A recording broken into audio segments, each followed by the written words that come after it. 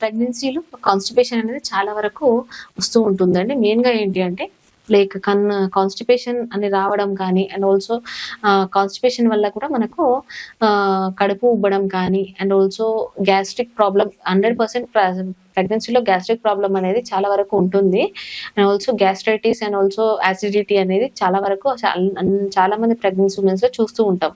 But ఏంటి అంటే మెయిన్‌గా వచ్చేసి like intake of the food which are hard ఉండడం, ఎక్కువ గట్టిగా ఉన్న పదార్థాలు తినకపోవడం అండ్ ఆల్సో మసాలా ఐటెమ్స్ ఎక్కువ అవాయిడ్ చేయడం కానీ and also maintenance of the like ఒకటి డైజెస్ట్ అయిన తర్వాత మళ్ళీ ఇంకోటి తీసుకోవడం చాలా వరకు మంచిది. నార్మల్ టైంలో తినేటట్లు తినకుండా డైట్ అనేది ఇలా లైక్ ఒకటి డైజెస్ట్ అయిన తర్వాత ఇంకోటి తీసుకోవడం చాలా మంచిది. ఇలా తీసుకోవడం వల్ల ఏమవుతుందంటే డైజెషన్ అనేది బాగా అయిపోయి మళ్ళీ తర్వాత పేషెంట్ లైక్ యాసిడిటీ రాకుండా కాన్స్టిపేషన్ రాకుండా we can avoid the things in the pregnant women ఒకటి.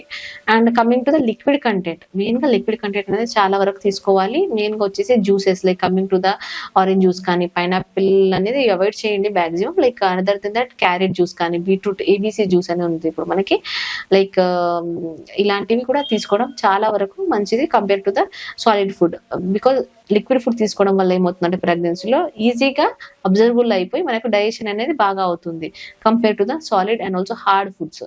సో ఇలాంటివి కాకుండా better you can go with a మంచి protein and also nutritious food in the pregnancy compare to the hard and also difficult food అండి. And masala items to avoid and junk food కూడా కొంచెం తినకపోవడం చాలా వరకు మంచిది in case of to avoid the gastritis acidity everything in the pregnancy.